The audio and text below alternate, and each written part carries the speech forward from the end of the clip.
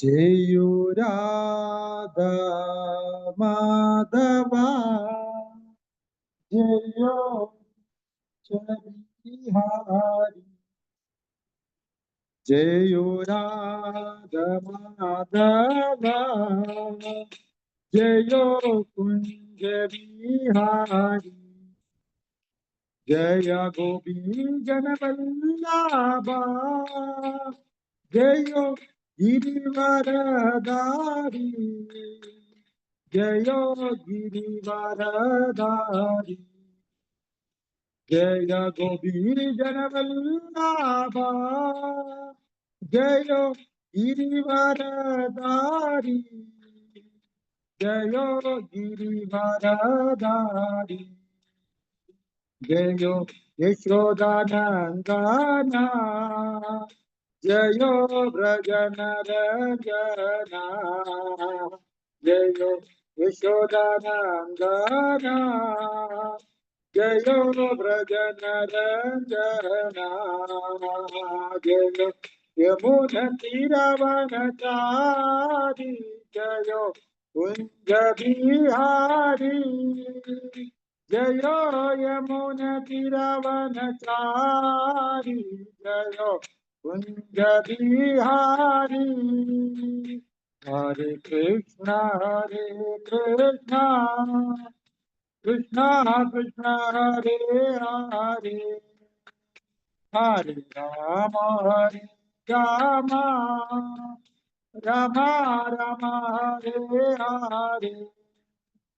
ഹരേ ഹരേ കൃഷ്ണ കൃഷ്ണ കൃഷ്ണ ഹരേ ഹരേ ഹരേ രാമ രാമ രാമ രാമ ഹരേ ഹരേ ജയോ ജഗന്നാഥ ജയോ ജഗന്നാഥ ബാലദേവ ജയ സുഭദ്രമയി ജയോ ജഗന്നാഥ ജയോ ജഗന്നാഥ ബാലദേവ ജയ സുഭദ്രമയി ജയോ കൃഷ്ണ ബാലരാം ജയോ കൃഷ്ണ ബാലരാം ബലരാം ജയോ കൃഷ്ണ ബലരാം ജയോ കൃഷ്ണ ബലരാം ജയോ കൃഷ്ണ ബലരാം കൃഷ്ണ ബലരാം ജയോ കൃഷ്ണ ബലരാം ജയോ ഗോരാനിക ജയോ ഗോരാനിക ഗോരാനിക ജയോ ഗോരാനിക ജയോ ഗോരാനിക ജയോ ഗോരാനിക ഗോരാനിക ജയോ ഗോരാനിക ജയ ജയ പ്രഭുപാദ പ്രഭുപാദ പ്രഭുപാദ ജയ ജയ പ്രഭുപാദ ജയ ജയ പ്രഭുപാദ പ്രഭുപാദ പ്രഭുപാദ ജയ ജയ പ്രഭുപാദ ജയ ജയ ഗുരുദേവ് ഗുരുദേവ് ഗുരുദേവ് ജയ ജയ ഗുരുദേവ് ജയ ജയ ഗുരുദേവ് ഗുരുദേവ് ഗുരുദേവ് ജയ ജയ ഗുരുദേവ് श्रीमद् भागवत भगवद्गीता पढ़ने यज्ञ की जय, हरिनाम संकीर्तन महायज्ञ की जय, हरिनाम संकीर्तन युग धर्म की जय, Srila Prabhupada transcendental book distribution programme की जय, श्रील प्रभुपाद की जय, श्री गुरुदेव की जय, गौर प्रमानंदे हरि हरि हरि बोल। हरे कृष्णा।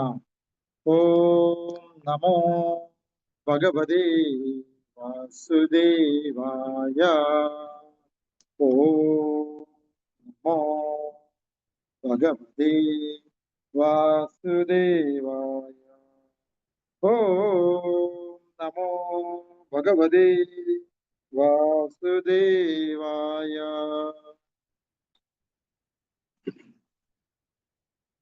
ഹരേ കൃഷ്ണ. പ്രിയപ്പെട്ട പ്രഭുസ് ആൻഡ് മാതാജീസ്, കൃഷ്ണ കൃപയാൽ ഞാൻ പറയുന്നത് കേൾക്കാമല്ലോ അല്ലേ? കേൾക്കാമോ?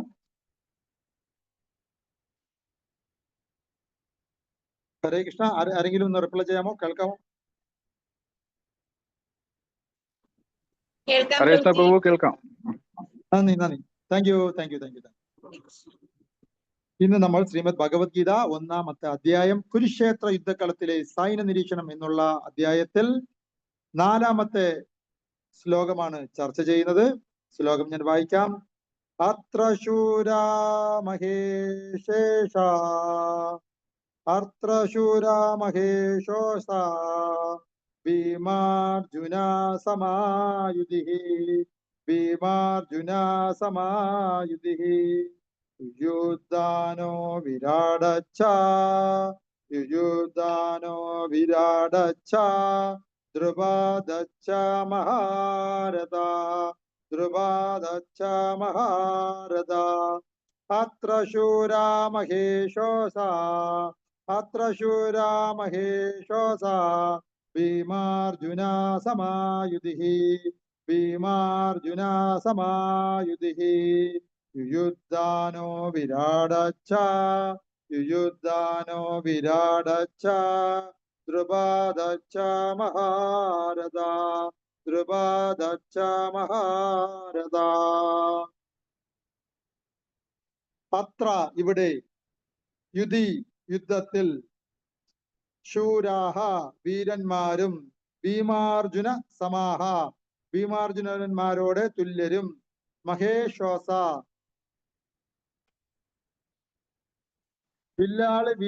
വില്ലാളികളുമായ യുയുദ്ധാന യുയുദ്ധാനനും വിരാടച്ച വിരാടനും മഹാരഥ മഹാരഥ ദ്രുപദഃ ച മഹാരഥനായ ദ്രുപദനും. വിവർത്തനം ഞാൻ വായിക്കാം, ഭക്തന്മാര് ശ്രദ്ധിച്ചു കേൾക്കുക. ഭീമാർജുനന്മാരോട് കിട നിൽക്കുന്ന യുയുദ്ധാനൻ, വിരാടൻ, ദ്രുപദൻ എന്നീ വില്ലാളി വീരന്മാർ ആ സൈന്യത്തിലുണ്ട്. ഒന്നുകൂടി. ഭീമാർജുനന്മാരോട് കിടനിൽക്കുന്ന യുയുദ്ധാനൻ, വിരാടൻ, ദ്രുപദൻ എന്നീ വില്ലാളി വീരന്മാർ ആ സൈന്യത്തിലുണ്ട്. ഭാവാർത്ഥം. A.C. ഭക്തി വേദാന്ത സ്വാമി ശ്രീല പ്രഭുപാദ് കി ജയ്. ആയോധന കലയിൽ ദ്രോണാചാര്യർക്കുള്ള പാഠവം ഓർക്കുമ്പോൾ ദൃഷ്ടദ്യുമ്നനെ ഒരു മികച്ച എതിരാളിയായി കരുതാനാകില്ല. എങ്കിലും പാണ്ഡവ സൈന്യത്തിൽ ഭയപ്പെടേണ്ടവരായി വേറെയും ചിലരുണ്ട്. ഭീമാർജുനന്മാരെ പോലെ ഭീഷണരാണവരും. വിജയത്തിന്റെ വഴി വിലക്കുന്ന ആ പ്രതിയോഗികളെ ദുര്യോധനൻ എടുത്തു പറയുന്നു. ഭീമാർജുനന്മാരുടെ കരുത്തിനെ പറ്റി അദ്ദേഹം തികച്ചും ബോധവാനായിരുന്നതിനാലാണ് മറ്റു യോദ്ധാക്കളെ അവരുമായി താരതമ്യപ്പെടുത്തിയത്. ഓം തത്സത്. ശ്രീ പ്രഭുപാദ് കി ജയ്. ഓം അജ്ഞാനതിമിരാന്ധസ്യ ജ്ഞാനാഞ്ജനശലാകയ ചക്ഷുർമിലിതം യേന തസ്മൈ ശ്രീ ഗുരുവേ നമഃ. ശ്രീ ചൈതന്യമനോഭീഷ്ടം സ്ഥാപിതം യേന ഭൂതലേ സ്വയം രൂപ കഥാ മഹ്യം ദദാതി സ്വപദാന്തികം. വന്ദേഹം ശ്രീഗുരോ ശ്രീജിതപാദകമലം ശ്രീഗുരുൻ വൈഷ്ണവാംച ശ്രീരൂപം സാഗ്രജാതം സഗഗണ രഘുനാനിതം ത്വം സജീവം സാദ്വൈതം സാവധൂതം പരിജന സഹിതം കൃഷ്ണ ചൈതന്യദേവം ശ്രീ രാധാകൃഷ്ണ പാദാൻ സഗഗണ ലളിത ശ്രീ വിശാഹാനിതാം ച. ഹേ കൃഷ്ണ കരുണാ സിന്ധോ ദീനബന്ധോ ജഗത്പദേ ഗോപേശ ഗോപിയ കാന്ത രാധാ കാന്ത നമസ്തുതേ.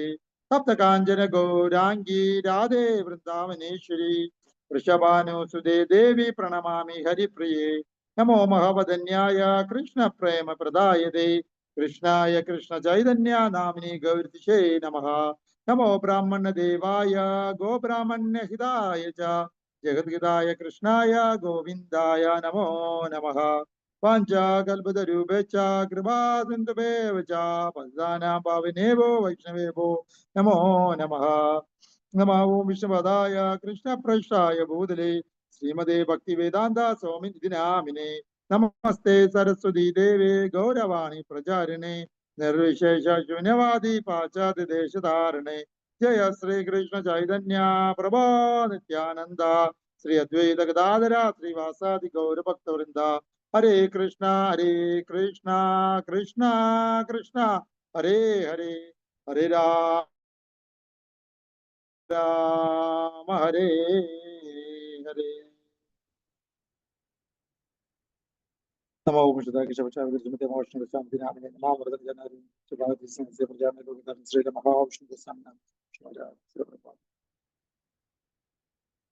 ഹരേ കൃഷ്ണ. പ്രിയപ്പെട്ട പ്രഭുസ് ആൻഡ് മാതാജീസ്, ഭഗവാന്റെ കൃപ കൊണ്ട് ഭക്തജനങ്ങളെ, ഇന്ന് നമ്മൾ ശ്രീമദ് ഭഗവത്ഗീതയുടെ 4-ാമത്തെ ശ്ലോകം 1-ാം അധ്യായം ചർച്ച ചെയ്യുകയാണ്.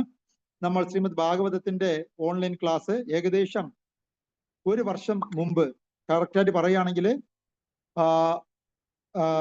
ഏപ്രിൽ മാസം 2024 ഏപ്രിൽ മാസം 6-ാം തീയതി അല്ലെങ്കിൽ 8-ാം തീയതി ആണെന്ന് തോന്നുന്നു, 8-ാം തീയതി ആണെന്ന് തോന്നുന്നു, നമ്മൾ ശ്രീമദ് ഭാഗവതം 1-ാമത്തെ സ്കന്ധം 1-ാം അധ്യായം 1-ാം ശ്ലോകം മുതൽ സ്റ്റാർട്ട് ചെയ്തത്. അത് കഴിഞ്ഞ ഒരു വർഷം കൊണ്ട് എല്ലാ ദിവസവും ഞായർ ഒഴിച്ചുള്ള ദിവസങ്ങളിൽ ഭഗവാന്റെയും ഭക്തന്മാരുടെയും കൃപ കൊണ്ട്, ഗുരുവിന്റെയും ശ്രീല പ്രഭുപാദിന്റെയും കാരുണ്യം കൊണ്ട്, ബ്രഹ്മമധ്യ ഗൗഡീയ വൈഷ്ണവ ഗുരു പരമ്പരയുടെ കാരുണ്യം കൊണ്ട് ഒരു കൂട്ടം ഭക്തന്മാർക്ക് അതിരാവിലെ 8 മുതൽ 9 മണി വരെയുള്ള സമയങ്ങളിൽ ഭാഗവതം കേൾക്കാനുള്ള ഭാഗ്യം നമ്മൾ എല്ലാവരുടെയും സഹകരണത്തോടുകൂടി, ഭക്തന്മാരുടെ സഹകരണത്തോടുകൂടി കഴിഞ്ഞ ഒരു വർഷമായി, ഏകദേശം ഒരു വർഷമായി നടന്നു വരുന്നു. അതിൽ നിന്ന് പ്രചോദനം ഉൾക്കൊണ്ട് ശ്രീമദ് ഭാഗവതം പഠിക്കുന്നതിന്റെ കൂടെ ചൈതന്യ ചരിതാമൃതം കൂടെ പഠിക്കണം എന്ന് ഭക്തന്മാർ ആഗ്രഹിച്ചതിന്റെ പ്രകാരം എല്ലാ ദിവസവും ഞായർ ഒഴിച്ചുള്ള ദിവസം വൈകുന്നേരങ്ങളിൽ 5 മുതൽ 6 മണി വരെ ചൈതന്യ ചരിതാമൃതത്തിന്റെ ക്ലാസ്സും വളരെ ഭംഗിയായി കഴിഞ്ഞ കുറെ മാസങ്ങളായി നന്നായി നടന്നു വരുന്നു. എന്നാൽ ഈ ചൈതന്യ ചരിതാമൃതവും ശ്രീമദ് ഭാഗവതവും ഒരു ബേസിക്കലി ഉള്ള ഒരു ഭക്തി പ്രോഗ്രാമിന്റെ തുടക്കക്കാർക്കുള്ള ഒരു പ്രോഗ്രാം അല്ല. അത് ഹൈലി സ്റ്റാൻഡേർഡ് ആയിട്ടുള്ള അഡ്വാൻസ്ഡ് ഡിവോട്ടീസിനുള്ള ഒരു ഗംഭീര പ്രോഗ്രാമാണ്. അപ്പോൾ ബിഗിനിങ് സ്റ്റേജിൽ പുതിയതായിട്ട് വരുന്ന ഭക്തജനങ്ങൾക്ക് ഒരു പക്ഷേ ചൈതന്യ ചരിതാമൃതവും ശ്രീമദ് ഭാഗവതവും അത്ര കണ്ട് പെട്ടെന്ന് മനസ്സിലായി എന്ന് വരത്തില്ല. അതുകൊണ്ട് ഭക്തന്മാരുടെ എല്ലാവരുടെയും ആവശ്യപ്രകാരം പുതിയതായിട്ട് കടന്നു വരുന്ന ഒരു ഭക്തജനങ്ങൾക്ക് ബേസിക് ആയിട്ടുള്ള ഒരു ക്ലാസ് വേണം എന്ന് ആവശ്യപ്പെട്ടതിന്റെ ഭാഗമായാണ് കുറെ ഭക്തന്മാര് എല്ലാവരും കൂടെ ചേർന്ന് എല്ലാ ദിവസവും ഞായർ ഒഴിച്ച് വൈകുന്നേരം 7 മണി മുതൽ 8 മണി വരെയുള്ള സമയം ശ്രീമദ് ഭഗവത്ഗീതയ്ക്ക് വേണ്ടി, ഭഗവത്ഗീത ഡിസ്കഷന് വേണ്ടി, ഭഗവത്ഗീത പഠനത്തിന് വേണ്ടി മാറ്റിവെക്കാൻ ഭക്തജനങ്ങൾ കുറച്ചുപേര് എങ്കിലും തീരുമാനിച്ചത്. ആയതിന്റെ അടിസ്ഥാനത്തിൽ തുടങ്ങിയ ഈ മനോഹരമായ ഈ ഭഗവത്ഗീത പാഠ്യ പദ്ധതി കഴിഞ്ഞ 3-ാം തീയതി, ഈ മാസം മുതൽ മാർച്ച് മാസം 2025 3-ാം തീയതി പുരുഷോത്തമ ഠാക്കൂറിന്റെ ആവിർഭാവ ദിനം മുതൽ നമ്മൾ തുടങ്ങി. 1-ാം അധ്യായം 1-ാം ശ്ലോകം മുതൽ തുടങ്ങി ഇന്ന് നമ്മൾ 1-ാം അധ്യായം 4-ാം ശ്ലോകത്തിൽ കൃഷ്ണകൃപയാൽ എത്തി നിൽക്കുന്നു. ഭഗവത്ഗീത ചൈതന്യ ചരിതാമൃതവും ശ്രീമദ് ഭാഗവതത്തിൽ നിന്ന് വ്യത്യസ്തമായി, ചൈതന്യ ചരിതാമൃതം ഭാഗവത വിവേകിൽ ഒരുപാട് ആയിരക്കണക്കിന് ശ്ലോകങ്ങൾ ഉണ്ടെങ്കിൽ നമുക്ക് ഭഗവത്ഗീതയിൽ 700 ശ്ലോകങ്ങൾ ആണ് ഭഗവാൻ നമുക്ക് ബേസിക് സ്റ്റഡി എന്നുള്ള രീതിയിൽ നമുക്ക് ഭഗവത്ഗീതയിലൂടെ തന്നിരിക്കുന്നത്. അതുകൊണ്ട് തന്നെ 365 ദിവസം പ്ലസ് 365 ദിവസം എന്നിങ്ങനെ ഏകദേശം 2 വർഷം കൊണ്ട് നമുക്ക് ഭഗവാന്റെ കൃപ ഉണ്ടെങ്കിൽ, നമുക്ക് ആയുസ്സും ആരോഗ്യം ഭഗവാൻ തരുമെങ്കിൽ ഒരു റൗണ്ട് ഭഗവത്ഗീത നമുക്ക് എല്ലാ ശ്ലോകവും ഇതേപോലെ ഒരുമിച്ച് കൂടി ചർച്ച ചെയ്ത് കംപ്ലീറ്റ് ചെയ്യാൻ പറ്റുമെന്ന് വിശ്വസിക്കുന്നു. അതിന് നമുക്ക് ഗുരുവിന്റെയും കൃഷ്ണന്റെയും ഗുരു പരമ്പരയുടെയും ഒക്കെ ബ്ലെസ്സിങ്സും അനുഗ്രഹവും കാരുണ്യവും ഒക്കെ കിട്ടട്ടെ എന്ന് പറഞ്ഞുകൊണ്ട് നമുക്ക് ഇന്നത്തെ ഭഗവത്ഗീത ശ്ലോകത്തിന്റെ ഡിസ്കഷനിലേക്ക് കടക്കാം. ഇന്നത്തെ ശ്ലോകം നമുക്കറിയാം, ഇവിടെ ആദ്യമായി എടുത്ത ക്ലാസ്സിൽ വളരെ വ്യക്തമായി ഭഗവത്ഗീതയുടെ മഹാത്മ്യത്തിനെ കുറിച്ചും അതുപോലെ തന്നെ ഇപ്പോൾ നമ്മൾ ചർച്ച ചെയ്യപ്പെടുന്ന കുരുക്ഷേത്ര യുദ്ധക്കളത്തിലെ സൈന്യ നിരീക്ഷണം എന്നുള്ള അധ്യായത്തിൽ ഉള്ള ഈ സിറ്റുവേഷനെ കുറിച്ചും തീർച്ചയായിട്ടും മറ്റു ഭക്തന്മാര് നന്നായി എക്സ്പ്ലെയിൻ ചെയ്തിട്ടുണ്ട്. ഇന്ന് എനിക്ക് ഡിസ്കസ് ചെയ്യാൻ ഭഗവാന്റെ കൃപയാൽ ഷെഡ്യൂൾ പ്രകാരം തന്നിരിക്കുന്ന ശ്ലോകം പ്രകാരം നമ്മൾ ഇപ്പോൾ ചർച്ച ചെയ്യപ്പെടുന്ന ഈ ശ്ലോകത്തിൽ പറഞ്ഞിരിക്കുന്ന ശ്ലോകം ഫലത്തിൽ ദുര്യോധന മഹാരാജാവ്, യുവരാജാവ്, അദ്ദേഹത്തിന്റെ ഗുരുനാഥനായ ദ്രോണാചാര്യരുടെ അടുത്ത് വന്നിട്ട് പറയുന്ന ശ്ലോകമാണ് നമ്മൾ ഇപ്പോൾ ചർച്ച ചെയ്യപ്പെടുന്നത്.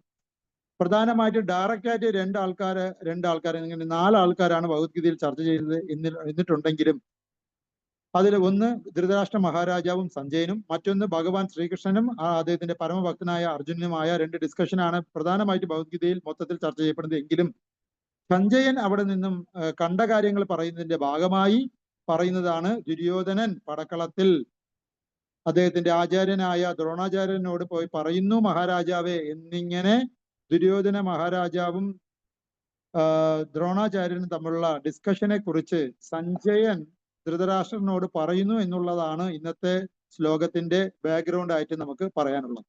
അങ്ങനെ ഇന്നത്തെ ശ്ലോകം പറയുന്നത് ദുര്യോധന മഹാരാജാവ് ദ്രോണാചാര്യന്റെ അടുത്ത് വന്നിട്ട് ഓപ്പോസിറ്റ് ആയിട്ട് നിൽക്കുന്ന ആ പടകളെ ആരൊക്കെയാണ് എന്നുള്ളതിന്റെ ഒരു പ്രധാനപ്പെട്ട ഒരു വിവരണമാണ് ഇന്നത്തെ ശ്ലോകത്തിൽ തന്നിരിക്കുന്നത്. യഥാർത്ഥത്തിൽ നമ്മൾ ഭഗവത്ഗീത അങ്ങോട്ട് നോക്കുമ്പോൾ നമുക്ക് രണ്ടാൾക്കാർ സൈന്യ നിരീക്ഷണം നടത്തുന്നതായിട്ട് കാണാം. ഒന്ന് ദുര്യോധനനും മറ്റൊന്ന് അർജുനനും. ദുര്യോധനൻ നടത്തുന്ന സൈന്യ നിരീക്ഷണമാണ് ഇവിടെ ആദ്യമായി ചർച്ച ചെയ്യപ്പെടുന്നത്.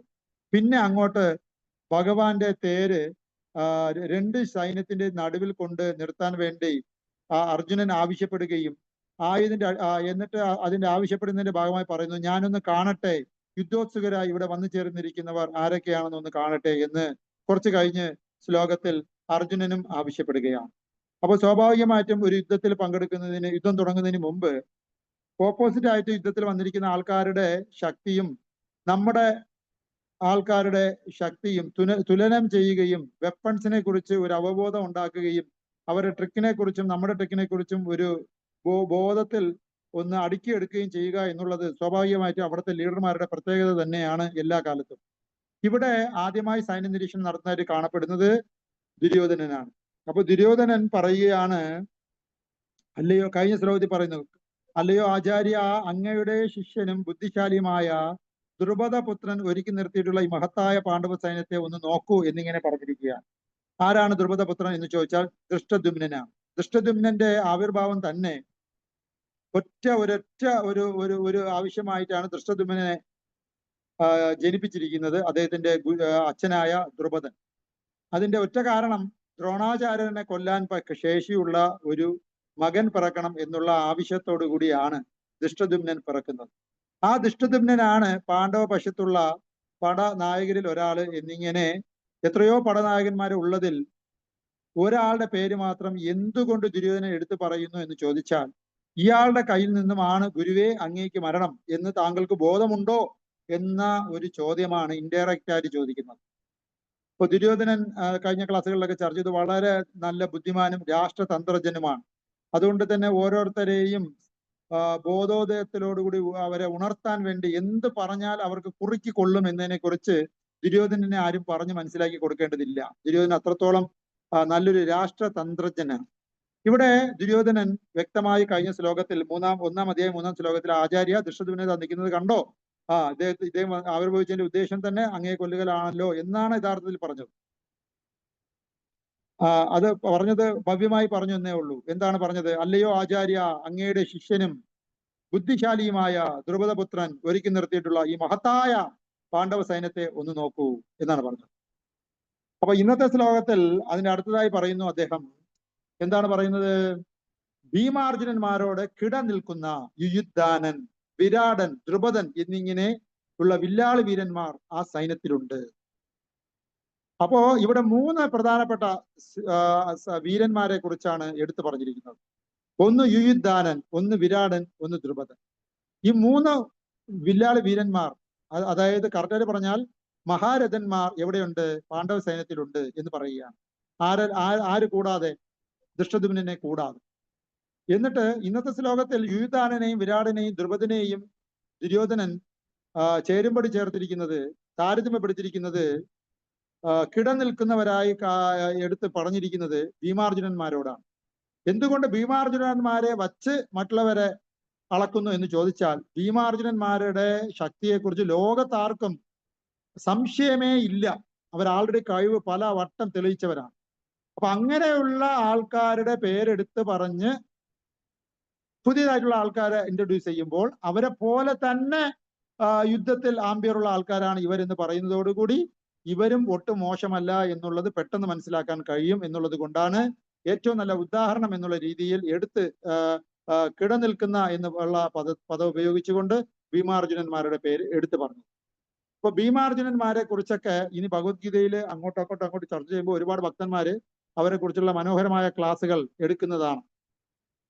കാരണം ഭീമാർജുനന്മാരെ കുറിച്ചുള്ള കഥകളൊക്കെ ഒരുവിധം എല്ലാവരും പറയുന്നതാണ്. അതേപോലെ ദ്രുപദനെ കുറിച്ചും ദ്രോണാചാര്യനെ കുറിച്ചുള്ള കഥകളും ഇനി അങ്ങോട്ട് പെട്ടെന്ന് പല അവസരങ്ങളിലും പറയേണ്ടതായിട്ടുണ്ട്. എന്നാൽ യുയുധാനനെയും വിരാടനെയും കുറിച്ച് ഇനി അങ്ങോട്ടുള്ള ശ്ലോകങ്ങളിൽ വലുതായിട്ട് ചർച്ച ചെയ്യപ്പെടുന്നില്ല. അതുകൊണ്ട് തന്നെ ഇന്നത്തെ ശ്ലോകത്തിൽ ഈ യുയുധാനനെ കുറിച്ചും വിരാടനെ കുറിച്ചുമാണ് ഞാൻ ഭഗവാന്റെ കൃപ കൊണ്ട് എക്സ്പ്ലെയിൻ ചെയ്യാൻ ആഗ്രഹിക്കുന്നത്. അപ്പോ ഇന്നത്തെ ശ്ലോകത്തിൽ മൂന്ന് വീരന്മാരിൽ പേര് യുയുധാനൻ, വിരാടൻ, ദ്രുപദൻ എന്നാണ്. അപ്പോൾ യുയുധാനനെ കുറിച്ച് ഞാൻ ആദ്യം പറയാം. യുയുധാനന്റെ മറ്റൊരു പേര് സാത്വികി എന്നാണ്. സ്വാഭാവികമായിട്ടും ഇപ്പോൾ അദ്ദേഹം യുദ്ധം ചെയ്യുന്നത് പാണ്ഡവ പക്ഷത്ത് നിന്നുമാണ്. അപ്പോ സാത്വികിയുടെ മറ്റൊരു പേരാണ് യുയുധാനൻ. അപ്പൊ ഞാൻ എവിടെയൊക്കെ സാത്വികിയെ കുറിച്ച് മഹാഭാരതത്തിൽ പറഞ്ഞിട്ടുണ്ട് എന്നൊക്കെ ഒന്ന് ഓട്ടിച്ച് പറയാൻ നോക്കാം. ഒരുപാട് കാര്യങ്ങൾ, ഒരുപാട് നല്ല നല്ല മനോഹരമായ കഥകൾ ഒക്കെ യുയുധാനൻ, സാത്വികി അദ്ദേഹത്തിനെ കുറിച്ച് പറയാനുണ്ട്. എല്ലാ കാര്യവും ഒരു 3/4 മണിക്കൂർ ക്ലാസ് കൊണ്ട് പറയാൻ കഴിയാത്തത് കൊണ്ട് മഹാഭാരതത്തിൽ എവിടെയൊക്കെ ഇദ്ദേഹത്തിനെ കുറിച്ച് പ്രതിപാദിക്കുന്നു എന്നതിനെ കുറിച്ച് മാത്രം ചെറുതായിട്ടൊന്ന് ടച്ച് ചെയ്ത് പോവുക എന്നുള്ളത് മാത്രമാണ് നമ്മൾ ഇന്നത്തെ ഈ ക്ലാസ് കൊണ്ട് ഉദ്ദേശിക്കുന്നത്. അപ്പോ സാത്വികി എന്നാണ് യുയുധാനന്റെ മറ്റൊരു പേര്. വൃഷ്ണി വംശത്തിലെ ഒരു യോദ്ധാവും ശ്രീകൃഷ്ണ ഭഗവാന്റെ സുഹൃത്തുമായിരുന്നു ഈ യാദവൻ. ഇത് ഒരു യാദവ കുലത്തിൽ പിറന്ന ഒരു വ്യക്തിയാണ്. അപ്പോ വംശാവലിയെ കുറിച്ച് പറയുകയാണെങ്കിൽ വിഷ്ണുവിൽ നിന്ന് അനുക്രമമായി ബ്രഹ്മാവ്, അത്രി, ചന്ദ്രൻ, ബുധൻ, പൂരുരവസ്, ആയുസ്, നഹുഷൻ, യയാതി, യദു, സഹസ്രജിത്ത്, ശതജിത്ത്, ഹേഹേയൻ, ധർമ്മൻ, കുണി, ഭദ്രസേനൻ, ധനകൻ, കൃതവീരൻ, കാർത്തിവീരാർജുനൻ, മധു, വൃഷ്ണി, യുധാജിത്ത്, ശിനി, സാത്യകൻ, സാത്യകി എന്നിങ്ങനെയാണ് അദ്ദേഹത്തിന്റെ വംശ പരമ്പര വരുന്നത്.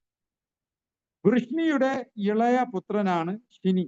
ശിനിയുടെ പുത്രനാണ് കൃഷ്ണന്റെ സഹാവും പാണ്ഡവരുടെ വലിയ ബന്ധുവുമായ സാത്യകി. സാത്യകിക്ക് യുയുധാനൻ എന്നും പേരുണ്ട്. മറ്റു യാദവ പ്രമുഖരുമായുള്ള ഈ യുയുധാനന്റെ ബന്ധത്തിനെ കുറിച്ച് നമുക്ക് പറയാം. യുധാജിത്തിന്റെ പ്രഥമ പുത്രനായ അനുമിത്രന്റെ വംശം പ്രസേനൻ, സത്രാജിത്ത്, സ്വഫൽക്കൻ, അക്രൂരൻ എന്നിവരെ കൊണ്ട് പ്രസിദ്ധമായി. കൃഷ്ണന്റെ പൂർവകനായ അന്തകന്റെ 4 പുത്രന്മാരിൽ കൂക്കരൻ, വജാമാനൻ എന്നിവർ പ്രാധാന്യം അർഹിക്കുന്നു. കൂക്കരന്റെ വംശജനായ ആഹുകന് ദേവകൻ, ഉഗ്രസേനൻ എന്നീ 2 പുത്രന്മാരുണ്ടായി. ദേവകന്റെ മകൾ ദേവകി വാസുദേവന്റെ ഭാര്യയും കൃഷ്ണന്റെ മാതാവുമായി. ഉഗ്രസേനന്റെ പുത്രൻ കംസനാണ്. അന്തകന്റെ പുത്രനായ വജാമന്റെ 7ാം മുറക്കാരനായ ശൂരന് 12 സന്താനങ്ങൾ ഉണ്ടായി. അവരിൽ പ്രഥമപുത്രൻ വാസുദേവനാണ്, അതായത് കൃഷ്ണന്റെ പിതാവ്. സൂര്യന്റെ പുത്രികളായ ശ്രുതകീർത്തി, ശ്രുതവസ്, ശ്രുതദേവി, രാജാതിദേവി എന്നിവർ യഥാക്രമം കേകേയനായ ദൃഷ്ടകേതുവിന്റെയും ചേതി രാജാവിന്റെയും അവന്തി രാജാവായ ജയസേനന്റെയും ജയസേനനെയും വിവാഹം ചെയ്തു. ശ്രുതകീർത്തിയുടെ ഭർത്താവായ ദൃഷ്ടകേതു ഒരു വലിയ പാണ്ഡവ ബന്ധുവാണ്. ദമഘോഷന്റെ പുത്രനാണ് ശിശുപാലൻ. വൃദ്ധസർമാവിന്റെ പുത്രൻ ദന്തവക്ത്രൻ. ഇവരെയൊക്കെ ഇനി നമ്മൾ ഉള്ള ക്ലാസ്സുകളിൽ ചർച്ച ചെയ്യും. ശിശുപാലനെ കുറിച്ചും ദന്തവക്ത്രനെ കുറിച്ചൊക്കെ നമുക്ക് സംസാരിക്കാനുണ്ട്. ഞാൻ ജസ്റ്റ് വംശാവലിയൊക്കെ പറഞ്ഞു പോകുന്നു. ആദ്യമായിട്ട് കേൾക്കുന്നവർക്ക് ഒന്നും മനസ്സിലാവില്ല എങ്കിലും ഇത് വംശാവലിയെ കുറിച്ച് ഒരു ക്ലാസ് എടുത്ത് പോകുന്നത് നല്ലതാണ്. ജയന്റെയും വിജയന്റെയും 3ാം മനുഷ്യ അവതാരമായ ശിശുപാലനും ദന്തവക്ത്രനും ദുർമതന്മാരാണ്. ജയസേനന്റെ പുത്രന്മാരായ വിന്ദാനുവിന്ദന്മാർ വലിയ പാണ്ഡവ സഹികളത്രേ. സൂര്യന്റെ പുത്രിയായ കുന്തി ഉഗ്രസേനന്റെ ദത്തുപുത്രിയായി വന്നതിനാൽ വാസുദേവന്റെ ഭാഗിനിയും കൃഷ്ണന്റെ പിതൃശോസാവും ആയി. കുന്തി പാണ്ഡുവിനെ വിവാഹം ചെയ്തു. അവൾ കർണൻ, യുധിഷ്ഠിരൻ, ഭീമസേനൻ, അർജുനൻ എന്ന 4 പുത്രന്മാരെ പ്രസവിച്ചു. അറിയാം, നകുലനും സഹദേവനും കുന്തിയുടെ പുത്രന്മാരല്ല, അത് മാതൃയുടെ പുത്രന്മാരാണ്. മറ്റു വിവരങ്ങൾ പറയുകയാണെങ്കിൽ യുയുധാനനെ കുറിച്ച് മഹാഭാരതത്തിൽ നിന്ന് സാത്യകിയെ പറ്റി ലഭിക്കുന്ന വിവരങ്ങൾ പലതുണ്ട്. അവ ഒന്നൊന്നായിട്ട് ഞാൻ പറയാം. സാത്വകി മരുതുദേവന്മാരുടെ അംശത്തിൽ നിന്നും ജനിച്ചവനാണ്. ഇതെല്ലാം ഞാനിനി പറയാൻ പോകുന്നതെല്ലാം മഹാഭാരതത്തിലാണ്. മഹാഭാരതത്തിലെ ഏതാണ് അധ്യായമെന്നും ഏതാണ് പർവ്വമെന്നും ഏതാണ് പദ്യമെന്നുമെല്ലാം എനിക്ക് വ്യക്തമായി നോട്ട് ചെയ്ത് വെച്ചിട്ടുണ്ട്. പക്ഷെ ഞാൻ അതൊന്നും എടുത്ത് പറയുന്നില്ല. പകരം മഹാഭാരതത്തിൽ പറയുന്നു എന്ന് മാത്രമേ ഞാൻ പറഞ്ഞു പോകുന്നുള്ളൂ. സാത്വകി മരുതുദേവന്മാരുടെ അംശത്തിൽ നിന്ന് ജനിച്ചവനാണ്. ഇദ്ദേഹം ദ്രൗപദി സ്വയംവരത്തിൽ സന്നിഹിതനായിരുന്നു. സുഭദ്രയ്ക്ക് വേണ്ടിയുള്ള സ്ത്രീധനവും വഹിച്ചുകൊണ്ട് ഇന്ദ്രപ്രസ്ഥത്തിലേക്ക് പോയ യാദവന്മാരുടെ കൂട്ടത്തിൽ സാത്യകിയും ഉൾപ്പെട്ടിരുന്നു. യുധിഷ്ഠിരന്റെ സഭയിലെ ഒരു സാമാജികനായിരുന്നു ഇദ്ദേഹം. അർജുനനിൽ നിന്നും ധനുർവേദം പഠിച്ചു. പ്രമുഖരായ യാദവ യോദ്ധാക്കളുടെ കൂട്ടത്തിൽ സാത്യകിയും ഉൾപ്പെടുന്നു. യുധിഷ്ഠിരന്റെ രാജാഭിഷേക സമയത്ത് സാത്യകി അദ്ദേഹത്തിന്റെ മേൽ കുട പിടിച്ചിരുന്നു. ഉപപ്ലവ്യ നഗരത്തിൽ വച്ച് നടന്ന അഭിമന്യുവിന്റെ വിവാഹത്തിൽ സാത്യകിയും സന്നിഹിതനായിരുന്നു. ഭാരത യുദ്ധത്തിൽ പങ്കെടുക്കുന്നതിന് വേണ്ടി ഇദ്ദേഹം വിശാല ചതുരംഗ സേനയോടുകൂടി യുധിഷ്ഠിരനെ സമീപിച്ചു. പാണ്ഡവ ദൂതനായി കൗരവ സദസ്സിലേക്ക് പോയ ശ്രീകൃഷ്ണന്റെ അടുക്കൽ ചെന്ന് സാത്യകി യുദ്ധമാണ് തന്റെ അഭിലാഷമെന്ന് അറിയിച്ചു. ശ്രീകൃഷ്ണൻ സാത്യകിയെ കൊണ്ട് രഥത്തിൽ അസ്ത്രശാസ്ത്രങ്ങൾ വെപ്പിച്ച ശേഷം അദ്ദേഹത്തെയും കൂട്ടിക്കൊണ്ടാണ് യാത്ര തിരിച്ചത്. കുരുക്ഷേത്ര യുദ്ധത്തിൽ 1-ാം ദിവസം സാത്യകി കൃതവർമാവുമായി ദ്വന്ദ്വയുദ്ധം ചെയ്തു. ഞാൻ ഇതൊക്കെ പറയാൻ കാരണം ഇന്നത്തെ ശ്ലോകത്തിൽ വേറെ ഒന്നും പറയാനില്ലാത്തത് കൊണ്ടാണ്. കാരണം ഇന്നത്തെ ശ്ലോകം പലരും അതിന്റെ അടുത്ത ശ്ലോകം ഇങ്ങനെ 3-4 ശ്ലോകം ഒരുമിച്ചെടുക്കാനുള്ളതേ അതിനകത്ത് ഉള്ളൂ. സ്പെസിഫിക് ആയിട്ട് കൂടുതൽ അത് പറയാൻ ഇല്ല. ഉണ്ടെങ്കിൽ ഞാൻ പറയുന്നതാണ് അതുമായിട്ട് ബന്ധപ്പെട്ട് പറയാനുള്ളത്. കാരണം യുദ്ധമനുവിനെ കുറിച്ചുള്ള മഹാഭാരതത്തിൽ പറഞ്ഞ ലീലകളെ കുറിച്ചാണ് ഞാനിപ്പോൾ പറഞ്ഞുകൊണ്ടിരിക്കുന്നത്. ഭീഷ്മരുടെ ശരവംശം കൊണ്ട് പ്രയാസപ്പെട്ട അർജുനനെ സാത്യകി ഒരു അവസരത്തിൽ രക്ഷിച്ചു. സാത്യകി ഭൂരിശ്രവാവുമായി യുദ്ധം ചെയ്തു. ഭീഷ്മരുടെ ശരമേറ്റ് സാരഥി കൊല്ലപ്പെട്ടപ്പോൾ സാത്യകി സ്വന്തമായി തേർ തെളിച്ചുകൊണ്ട് യുദ്ധക്കളത്തിൽ നിന്ന് പോയി. ഭൂരിശ്രവസ് സാത്യകിയുടെ 10 പുത്രന്മാരെ വധിക്കുകയുണ്ടായി. അതിനി അങ്ങോട്ടാണ്. സാത്യകി അലംബുഷനെ പരാജയപ്പെടുത്തി. അശ്വത്ഥാത്മാവിനെ സാത്യകി ബോധരഹിതനാക്കി. സാത്യകിയും ഭീഷ്മരുമായി യുദ്ധം നടന്നു. ദുര്യോധനനുമായി സാത്യകി യുദ്ധം ചെയ്തു. ഭഗദത്തനും സാത്യകിയും തമ്മിൽ യുദ്ധമുണ്ടായി. അശ്വത്ഥാത്മാവുമായി യുദ്ധമുണ്ടായി. അതിനുശേഷം സാത്യകി കൗരവ പക്ഷരായ ക്ഷേമദൂർത്തി, ബൃഹന്തൻ എന്നിവരോട് യുദ്ധം ചെയ്തു. ഭഗദത്തന്റെ ആന സാത്യകിയുടെ രഥം എടുത്തു എറിഞ്ഞു. കർണനും സാത്യകിയും തമ്മിൽ യുദ്ധമുണ്ടായിട്ടുണ്ട്. അർജുനന്റെ നിർദ്ദേശം അനുസരിച്ച് യുധിഷ്ഠിരനെ രക്ഷിച്ചുകൊണ്ട് സാത്യകി യുദ്ധകളത്തിൽ നിന്നു. ദുശാസനനുമായി യുദ്ധമുണ്ടായി. ദ്രോണാചാര്യരിൽ നിന്ന് ദൃഷ്ടദ്യുമ്നനെ രക്ഷപ്പെടുത്തി. തുടർന്ന് സാത്യകി ദ്രോണാചാര്യരുമായി നടത്തിയ ഭയങ്കര യുദ്ധത്തിൽ ദ്രോണാചാര്യരുടെ 6 വില്ലുകൾ ഒടിച്ചു കളഞ്ഞു. വക്രദത്തനോട് സാത്യകി യുദ്ധം ചെയ്തു. സാത്യകി വക്രദത്തനെ വധിച്ചു.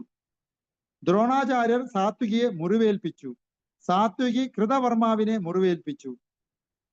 ജലസന്ധനനെ വധിച്ചു. ദുര്യോധനനെ പരാജയപ്പെടുത്തി. ദ്രോണാചാര്യരെ പരാജയപ്പെടുത്തി. സുദർശനനെ വധിച്ചു. ദുശാസനനെ തോൽപ്പിച്ചു. അലംബുഷൻ എന്ന രാജാവിനെ വധിച്ചു. ഭൂരിശ്രവസിനെ വധിച്ചു. കർണനെ യുദ്ധത്തിൽ തോൽപ്പിച്ചു. സോമദത്തനെ യുദ്ധത്തിൽ വധിച്ചു. ഭൂരി എന്ന രാജാവിനെ വധിച്ചു. കർണപുത്രനായ വൃഷസേനനെ തോൽപ്പിച്ചു. ദൃഷ്ടദ്യുമ്നനെ വധിക്കുന്നതിന് ഗദയുമായി ചാടിയ സാത്യകിയെ ഭീമസേനനും സഹദേവനും കൂടി തടഞ്ഞു. അവർ തമ്മിൽ ഒരു ചെറിയൊരു അടിപിടി ആയപ്പോൾ അങ്ങനെ ഒരു സംഭവം ദ്രോണപർവത്തിൽ പറയുന്നുണ്ട്. കൗരവ സൈന്യത്തിലെ 6 മഹാരഥികളെയും ഒരുമിച്ച് ഓടിച്ചു. അശ്വത്ഥാത്മാവുമായുള്ള യുദ്ധത്തിൽ സാത്യകി ബോധരഹിതനായി. സാത്യകി കേകേയ രാജകുമാരനായ അനുവിന്ദനെ വധിച്ചു. വിന്ദനെ വധിച്ചു. വംഗരാജനെ വധിച്ചു. ശകുനിയെ തോൽപ്പിച്ചു. കർണപുത്രനായ പ്രസേനനെ വധിച്ചു. ശല്യരുമായി യുദ്ധം ചെയ്തു. മ്ലേച്ഛ രാജാവായ സാലിനെ വധിച്ചു. ക്ഷേമദൂർത്തിയെ വധിച്ചു. സഞ്ജയനെ ജീവനോടെ പിടിച്ചെടുത്തു. നമ്മൾ നേരത്തെ സംസാരിച്ചില്ലേ, സഞ്ജയൻ ധൃതരാഷ്ട്രവന് കുരുക്ഷേത്ര യുദ്ധകളത്തിൽ നടക്കുന്ന സംഭവങ്ങൾ പറഞ്ഞു കൊടുക്കുന്ന സഞ്ജയനെ ജീവനോടെ അദ്ദേഹം പിടിച്ചെടുത്തു. സാത്യകി സഞ്ജയനെ വധിക്കാൻ തുടങ്ങിയെങ്കിലും വ്യാസന്റെ ഉപദേശത്താൽ വിട്ടയച്ചു. യുദ്ധാനന്തരം സാത്യകി കൃഷ്ണനോടുകൂടി ഹസ്നപുരത്തിൽ നിന്ന് ദ്വാരകയിലേക്ക് പോയി. കൃഷ്ണനോടുകൂടി രൈവത പർവ്വത്തിൽ വച്ച് നടന്ന മഹോത്സവത്തിൽ പങ്കുകൊണ്ടു. സാത്വകി അഭിമന്യുവിന്റെ ശ്രാദ്ധം കഴിച്ചു. ഹസ്നാപുരത്തിൽ വച്ച് യുധിഷ്ഠിരൻ നടത്തിയ അശ്വമേധ യജ്ഞത്തിൽ പങ്കുകൊണ്ടു. സാത്വകി മദ്യം സേവിച്ച ശേഷം കൃതവർമ്മ ഉറങ്ങിക്കിടന്ന ബാലന്മാരെ വധിച്ചത് സംബന്ധിച്ച് അപഹസിച്ചു.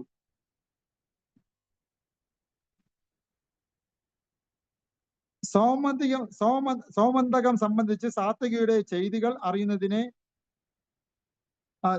സൗമന്തിക രത്നവുമായിട്ട് ബന്ധപ്പെട്ട് സാത്വകിക്ക് കുറെ റോളുകൾ ഉണ്ടായിരുന്നു. അത് നമുക്ക് മറ്റൊരു അവസരത്തിൽ ചർച്ച ചെയ്യാം.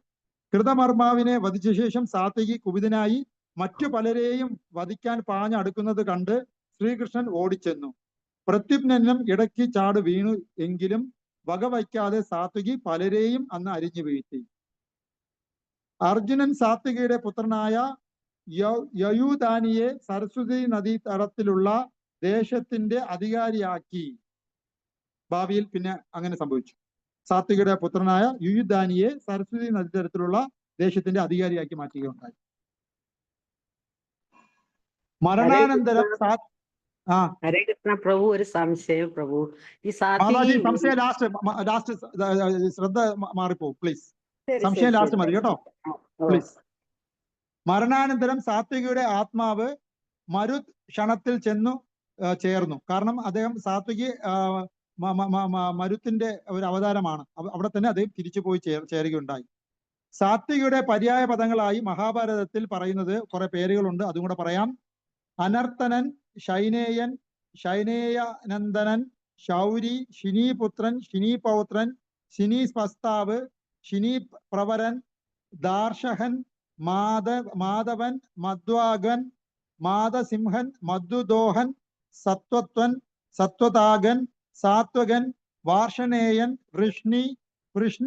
വൃഷ്ണിശങ്കൂതൻ, വൃഷ്ണികുലേദോഹൻ, വൃഷ്ണാന്തകപ്രവരൻ, യാദവൻ, യദുദോഹൻ, യദുത്തമൻ, യുയുധാനൻ. ഇത്രയും പേരിൽ സാത്വികി അല്ലെങ്കിൽ യുയുധാനൻ അറിയപ്പെട്ടിരുന്നു. മറ്റു വിവരങ്ങൾ പറയുകയാണെങ്കിൽ ഭാഗവതത്തിൽ നിന്ന് സാത്വികയെ പറ്റി ലഭിക്കുന്ന വിവരങ്ങളും കൂടെ ഒന്ന് പറയാം. ഭഗവാൻ ശ്രീകൃഷ്ണൻ പങ്കെടുത്തിട്ടുള്ള എല്ലാ യുദ്ധങ്ങളിലും അദ്ദേഹത്തിന്റെ പ്രമുഖ സഹായിയായി നിലകൊണ്ടിരുന്നത് സാത്വികിയായിരുന്നു. കൃഷ്ണനും ബാണാസുരനുമായി ഉള്ള യുദ്ധത്തിൽ സാത്വികി ബാണാസുരന്റെ മന്ത്രിയായ കുംഭബണ്ഡനുമായി ഏറ്റുമുട്ടി. അതേപോലെ ജരാസന്ധൻ മധുരാപുരിയെ ആക്രമിച്ചപ്പോൾ നഗരത്തിന്റെ പശ്ചിമ കവാടം സംരക്ഷിക്കുമെന്നായിരുന്ന ആളായിരുന്നു സാത്വികി. ജരാസന്ധ സേനയുമായി ഏറ്റുമുട്ടുകയും ആ വിശാല സൈന്യത്തെ തോൽപ്പിച്ചോടിക്കുകയും ചെയ്തു. അതേപോലെ ശാല്യ യുദ്ധത്തിലും പൗണ്ഡ്രക വാസുദേവ യുദ്ധത്തിലും സാത്വികി ഭഗവാൻ ശ്രീകൃഷ്ണന്റെ അനുഗമിച്ചിരുന്നു. ഇങ്ങനെ ഉള്ള കുറെ കാര്യങ്ങളാണ് സാത്വികയെ കുറിച്ച് പുരാണങ്ങളിൽ നമുക്ക് മനസ്സിലാക്കാൻ കഴിയുന്നത്. എനിക്കറിയാം ഇത് മാത്രം വെറുതെ കേട്ടിട്ട് എന്താണ് കാര്യം എന്ന് നമുക്ക് തോന്നും. എന്നാൽ തീർച്ചയായിട്ടും നാളെ ഒരുപാട് മഹാഭാരതത്തിന്റെ വിവിധ കഥകളിൽ നമ്മൾ സാത്വികയെക്കുറിച്ചും കൃഷ്ണനും ഭഗവാനും സാത്വികിയും അല്ലെങ്കിൽ യുയുധാനും തമ്മിലുള്ള ആത്മബന്ധത്തിനെ കുറിച്ചൊക്കെ നമ്മൾ ചർച്ച ചെയ്യുമ്പോൾ ഇന്ന് നമ്മൾ ചർച്ച ചെയ്യപ്പെട്ട കാര്യങ്ങൾ കൂടുതൽ അർത്ഥവത്തായി വരുന്നതാണ്. ഇനി നമ്മൾക്ക് ചർച്ച ചെയ്യപ്പെടാൻ ഉള്ളത് ഇന്നത്തെ ശ്ലോകത്തിൽ പറഞ്ഞിരിക്കുന്ന മറ്റൊരു വ്യക്തിത്വമായ വിരാടനെ കുറിച്ചാണ്. വിരാടൻ ഇന്നത്തെ ശ്ലോകത്തിൽ പറഞ്ഞിരിക്കുന്ന 3 വ്യക്തിത്വങ്ങളിൽ ഒന്ന് യുയുധാനൻ അല്ലെങ്കിൽ അദ്ദേഹത്തിന് മറ്റൊരു പേര് സാത്വികി, നമ്മൾ ആൾറെഡി ചർച്ച ചെയ്തു. ഇനി അടുത്തത് വിരാടനും ദ്രുപദനെ കുറിച്ചാണ്. ദ്രുപദനെ കുറിച്ച് വീണ്ടും പല ശ്ലോകങ്ങളിൽ പ്രതിപാദിക്കുന്നതിനാൽ ഇന്നത്തെ ശ്ലോകത്തിൽ ഒരുപാട് സമയമെടുത്ത് ചർച്ച ചെയ്യപ്പെടാൻ സമയമില്ലാത്തതിനാലും ദ്രുപദനെ ഞാൻ ഇന്നത്തെ ക്ലാസ്സിൽ എക്സ്പ്ലെയിൻ ചെയ്യുന്നില്ല. അതേപോലെ ഭീമാർജുനന്മാരെ കുറിച്ചും ഇപ്പൊ നമ്മൾ ചർച്ച ചെയ്തതുപോലെ ഒരുപാട് മഹാഭാരതത്തിൽ പറഞ്ഞിരിക്കുന്ന പല ലീലകളെയും കണക്ട് ചെയ്ത് ഭീമാർജുനന്മാരെയും പറയാൻ പറ്റും. അതും ഇന്നത്തെ ചർച്ചയിൽ ഉൾപ്പെടുത്തുന്നില്ല, കാരണം അവരെ കുറിച്ച് മറ്റു പല ശ്ലോകങ്ങളിൽ നമുക്ക് ചർച്ച ചെയ്യപ്പെടാനുണ്ട്. അപ്പൊ ഇന്ന് ഞാൻ പറയുന്നത് വിരാടനെ കുറിച്ചും കൂടിയാണ്. വിരാടനെ കുറിച്ച് പറയുകയാണെങ്കിൽ വിരാടൻ ഒരു മിനിറ്റ്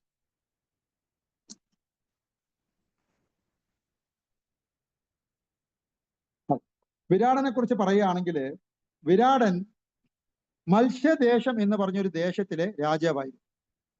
പാണ്ഡവരുടെ അജ്ഞാതവാസത്തിൽ ഇദ്ദേഹം അവർക്ക് നല്ലൊരു അഭയം കൊടുത്തു. 1 വർഷത്തെ അജ്ഞാതവാസം അവസാനിക്കുന്ന ഘട്ടത്തിൽ കൗരവന്മാർ വിരാടന്റെ പശുക്കളെ മോഷ്ടിക്കുകയുണ്ടായി. തുടർന്നുണ്ടായുള്ള യുദ്ധത്തിൽ വിരാടപുത്രനായ ഉത്തരനോട് ഒന്നിച്ച് അർജുനൻ രംഗപ്രവേശം ചെയ്യുകയും യുദ്ധം ജയിച്ച് അജ്ഞാതവാസം അവസാനിപ്പിച്ചതായി പ്രഖ്യാപിക്കുകയും ചെയ്തു. അതിന്റെ ശേഷം വിരാടന്റെ പുത്രിയായ ഉത്തരയെ അഭിമന്യു വിവാഹം കഴിച്ചു. ഇതൊക്കെ മഹാഭാരത വിരാട പർവം 72-ാം അധ്യായത്തിലാണ് ഈ വിഷയത്തിനെ കുറിച്ചൊക്കെ ഡീറ്റെയിൽ ആയിട്ട് പറയുന്നത്.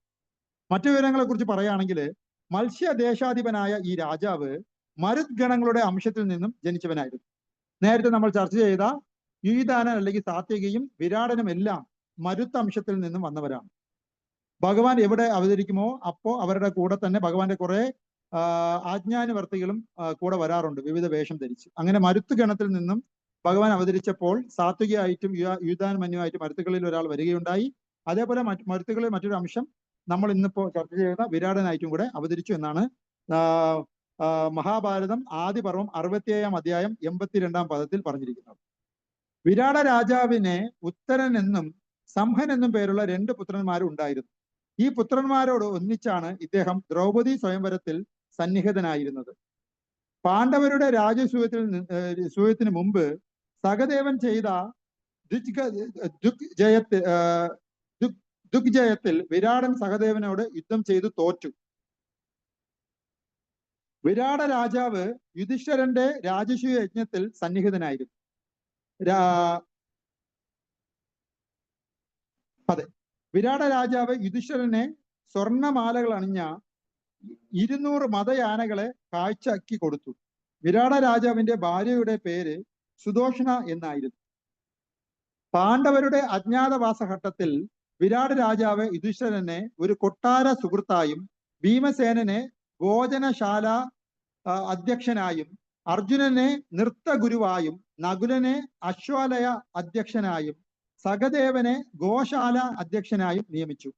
അത് മഹാഭാരതം വിരാട പർവം എന്നുള്ള പർവത്തിൽ ഒരുപാട് 7, 8, 9, 10, 11, 12 അധ്യായത്തിലാണ് ഇതെല്ലാം പറയുന്നത്. വിരാട രാജാവിന്റെ ആദ്യ ഭാര്യ കോസാല കുമാരിയായ സുരതയായിരുന്നു.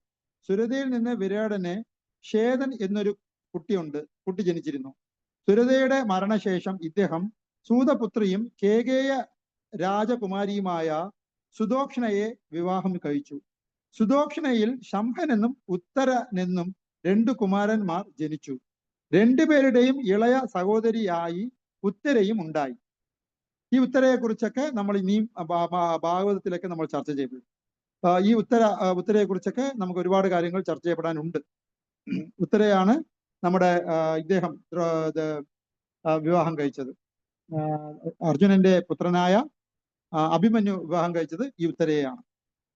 വിരാട രാജാവിന് 10 സഹോദരന്മാർ ഉണ്ടായിരുന്നുവെന്ന് പറയുന്നു.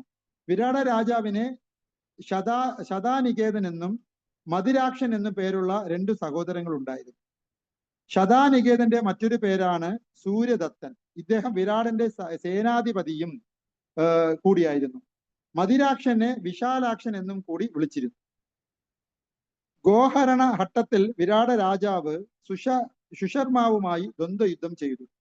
സുശർമാവ് വിരാടനെ ജീവനോടെ പിടിച്ചെടുത്തു. യുധിഷ്ഠിരന്റെ സൈന്യത്തിലെ 7 പ്രമുഖ സൈനാധിപതിമാരിൽ ഒരാൾ വിരാടനായിരുന്നു. ഭാരത യുദ്ധത്തിന്റെ 1-ാം ദിവസം വിരാടനും ഭാഗദത്തനും തമ്മിൽ ദ്വന്ദ്വയുദ്ധം നടന്നു. വിരാടൻ ഭീഷ്മരെ ആക്രമിച്ചു. വിരാടനും ദ്രോണാചാര്യനും തമ്മിൽ നടന്ന യുദ്ധത്തിൽ സംഹൻ കൊല്ലപ്പെട്ടു. അതോടുകൂടി വിരാടൻ ഓടിപ്പോയി. സംഹൻ എന്ന് പറയുന്നത് വിരാടന്റെ പുത്രനാണ്. വിരാടനും അശ്വതാത്മാവും തമ്മിൽ ദ്വന്ദ്വയുദ്ധം നടന്നു. വിരാടനും ജയദ്രഥനുമായി ദ്വന്ദ്വയുദ്ധം നടന്നു.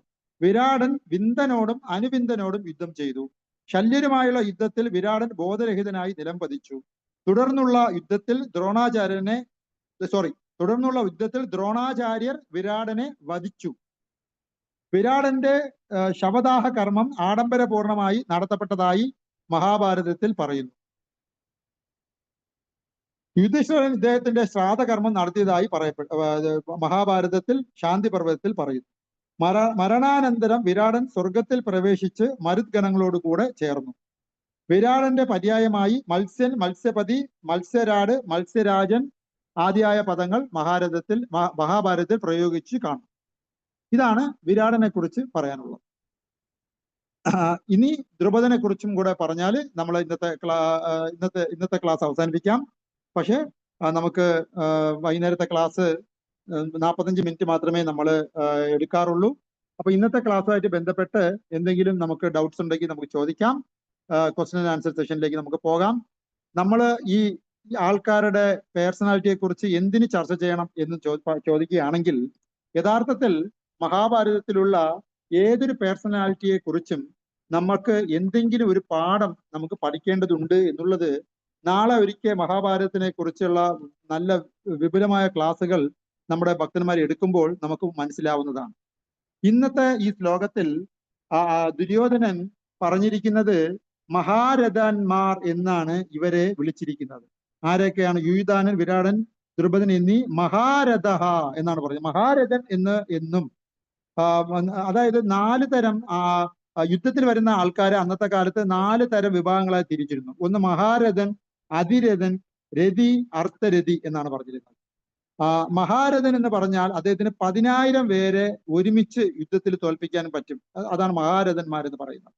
ഇവിടെ യുയുധാനനായിക്കോട്ടെ, വിരാടനായിക്കോട്ടെ, ദ്രുപദനായിക്കോട്ടെ, ഇവരെല്ലാം ഒറ്റയ്ക്ക് നിന്നാൽ ഓപ്പോസിറ്റ് ആയിട്ട് വരുന്നത് 10,000 പേര് ഉണ്ടെങ്കിലും ആ 10,000 പേരെയും ഒരുമിച്ച് ഒറ്റയ്ക്ക് തോൽപ്പിക്കാൻ പ്രാപ്തി ഉണ്ട് എന്നാണ് ഇവർ മഹാരഥന്മാർ എന്ന് എടുത്തു പറയുന്നതിന്റെ നിന്ന് നമ്മൾ മനസ്സിലാക്കേണ്ടത്.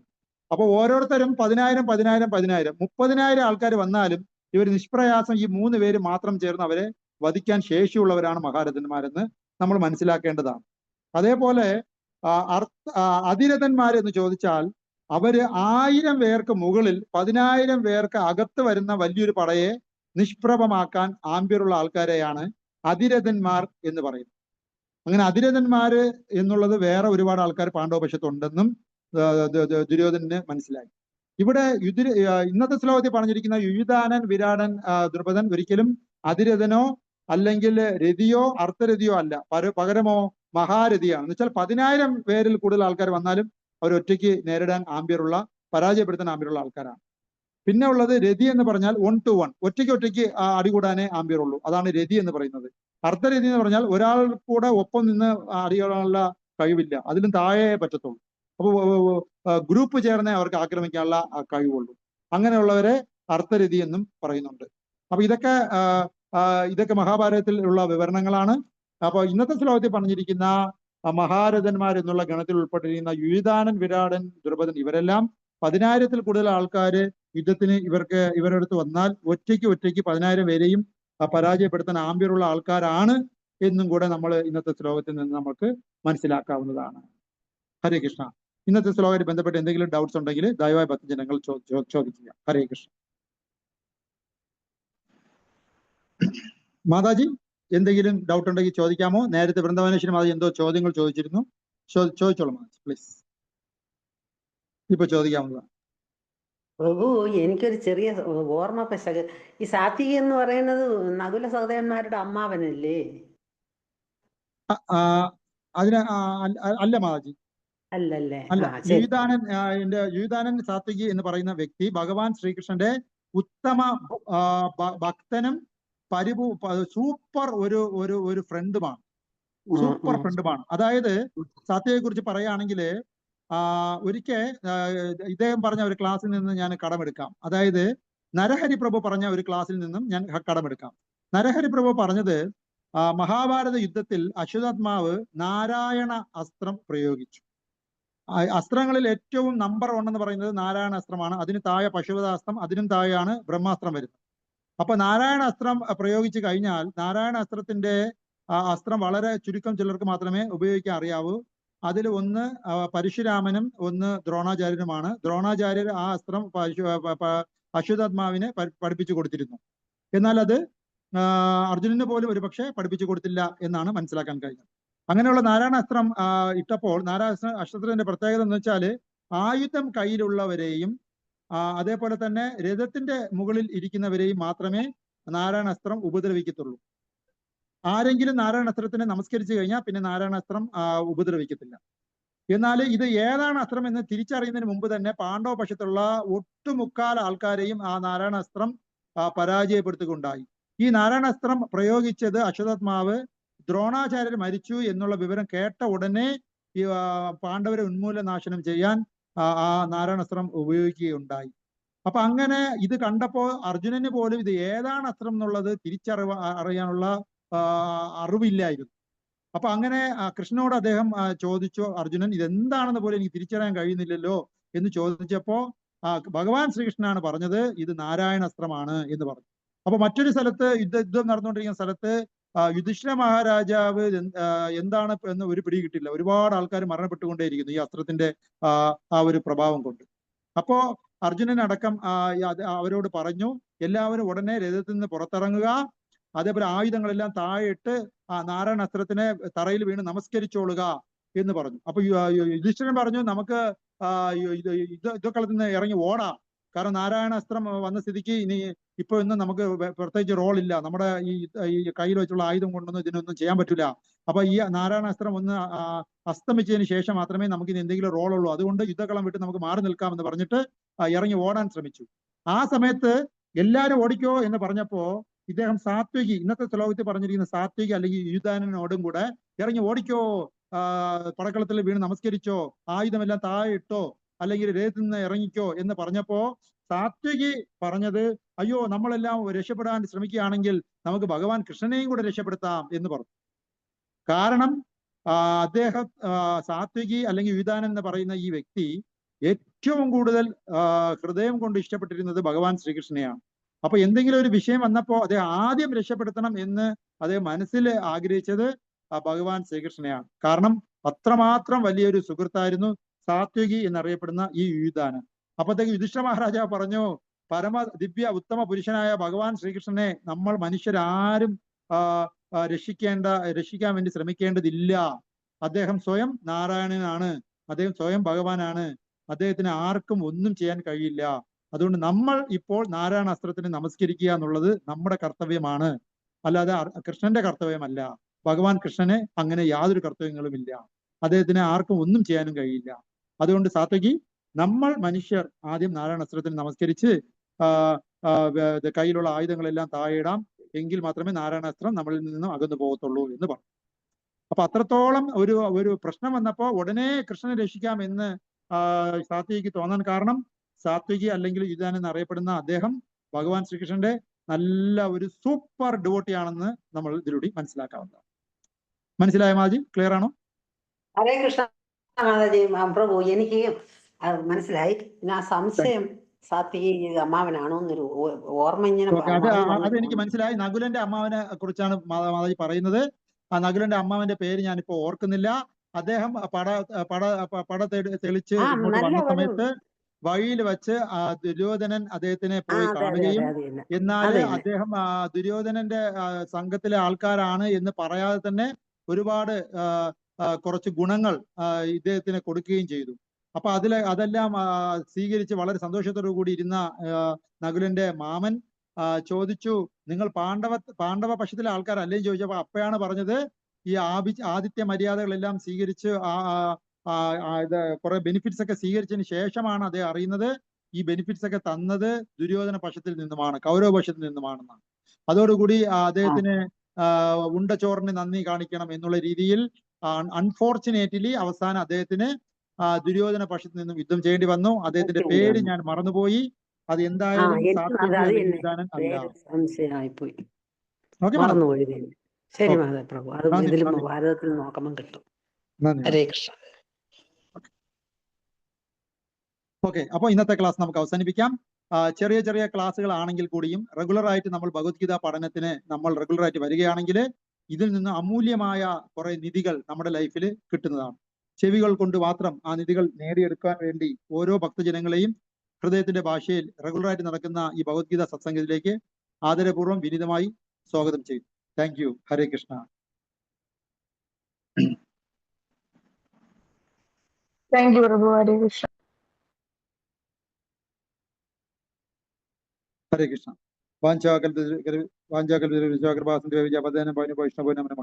ഹരേ കൃഷ്ണ. ആനന്ദ കോടി വൈഷ്ണവ Jaya. All good Prabhupada, all good Shukdev. Thank you. Thank you. Hare Krishna.